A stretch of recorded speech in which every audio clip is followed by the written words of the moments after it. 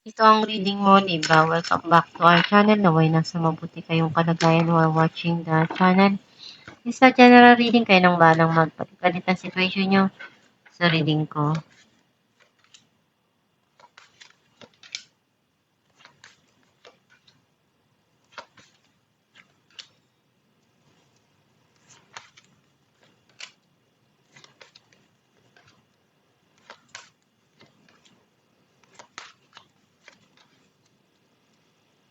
At the bottom of the deck, Knight of Pentacles.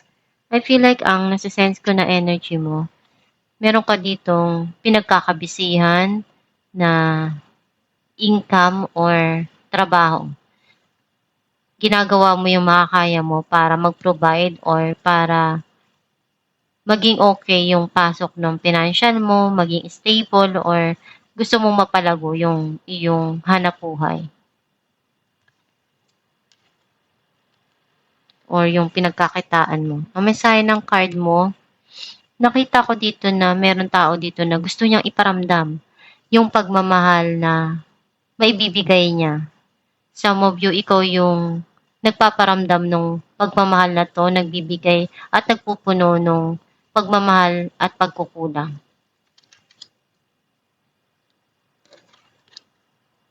You feel connected pa rin dun sa mga nangyari sa nakaraan or dun sa tao.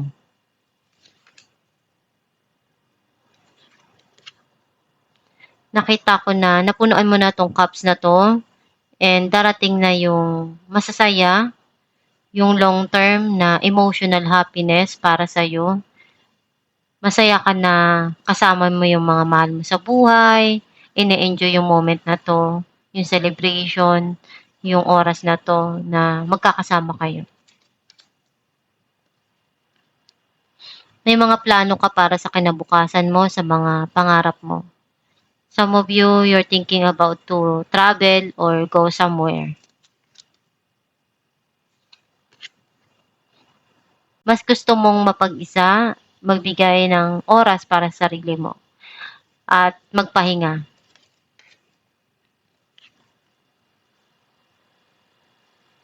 Nakita ko na merong blessing ditong darating, some of you regalo, or minamanifest mo na makatanggap ng blessing.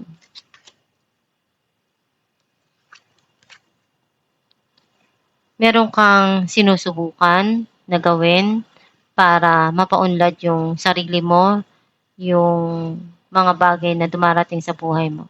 Some of you, meron ditong lies, cheating na nangyayari.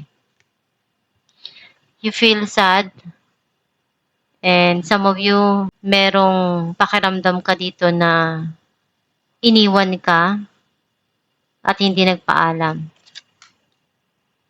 Try natin Knight of Cups, Three of Cups, and Two of Pentacles. Itong tao na to gusto niyang ayusin kung ano yung meron sa inyo pero urong-sulong siya. Gusto niya makipagkita pero urong-sulong siya, hindi siya makapag-desisyon right now. Clarify natin ang Ten of Cups.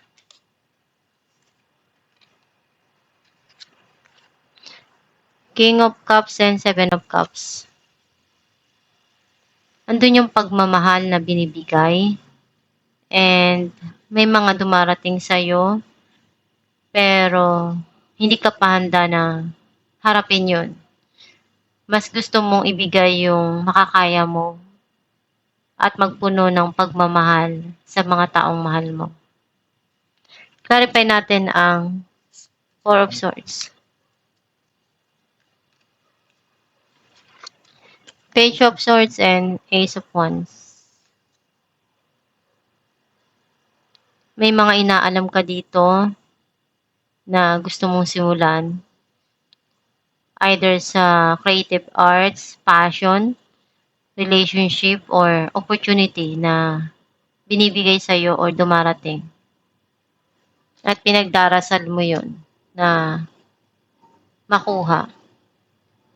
Or meron ka ditong pinagdarasal na gusto mong makuha. Clarify natin ang Seven of Swords.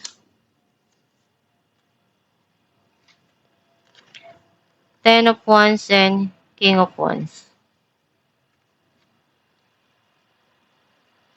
Nakita ko na may mga responsibilidad kang pinupunuan. And andun yung passion mo to give it all na makakaya mo para maibigay lahat dun sa sitwasyon. Sinusubukan mo yung makakaya mo kahit ano yung dumating pa sa'yo na pagsubok. Some of you may darating dito na balita na hindi mo inaasahan. And isa ito sa pinagdasal mo. Clarify natin the devil. The Moon and Two of Swords. Kung ano yung mga pagsubok na pinagdaanan mo, sobrang hirap nun. And you keep it to yourself. Gusto mong itago na lang yun dahil masyadong dark yung past mo. Clarify natin ang Two of Wands.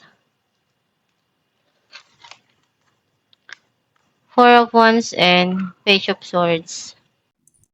Nakita ko na may mga plano ka na gusto mong umpisahan at inaalam mo kung ano yung pwede mong magawa dun para dun sa mga mahal mo sa buhay. Some of you may darating na celebration dito at may mga inaaral ka, inaalam.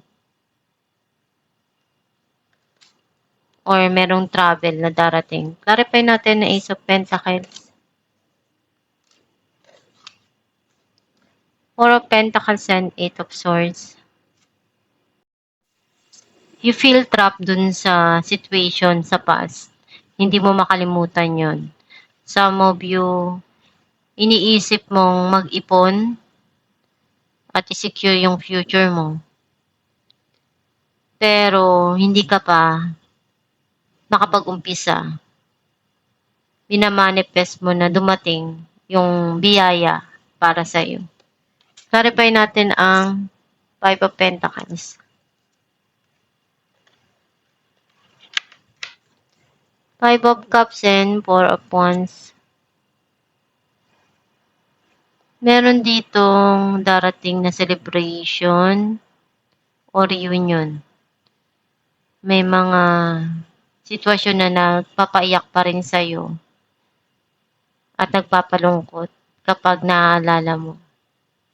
Pero unti-unti naman yan na mapapalitan ng kasiyahan. Alamin natin kung anong mensahe ng iyong gabay. Trustworthy guidance. You have received a wonderful idea as an answer to your prayers. This idea is real and trustworthy. You can safely move forward with it, knowing that we are with you every step of the way. Ask for and be open to receiving our support for anything that you need related to this idea. Ang mensahe ng iyong gabay na kung ano yung gusto mong gawin sa buhay mo, ginagabayan ka ng Diyos. Magdasal ka lang palagi para mabigyan ka ng tamang kasagutan sa mga gusto mong gawin sa buhay mo. And magsumikap ka lang palagi para matupad mo yung mga pangarap mo. Gawin mo yung best mo to achieve your goal. And sipagan mo lang para makamit mo yung mga pangarap mo. Kung ano yung dumarating sa'yo, harapin mo lang. Gawin mo yung best mo palagi doon. Be thankful kung ano yung dumarating sa'yo. Andyan lang palagi ang Diyos para tulungan ka sa mga ginagawa mo, sa mga pangarap mo. Basta magtiwala ka sa Diyos Ama at sa sarili mo na maabot mo yung mga pangarap mo. And isipin mo lang na tutulungan ka palagi ng yung gabay mo ng Diyos, ng universe, sa mga tatahakin mong landas. Kung ano yung mga pinagdadaanan mo na pagsubok, maging positibo ka na malalagpasan mo yun at ma-achieve mo yung goal mo. I-attract mo yung magaganda para yun yung dumating sa buhay mo.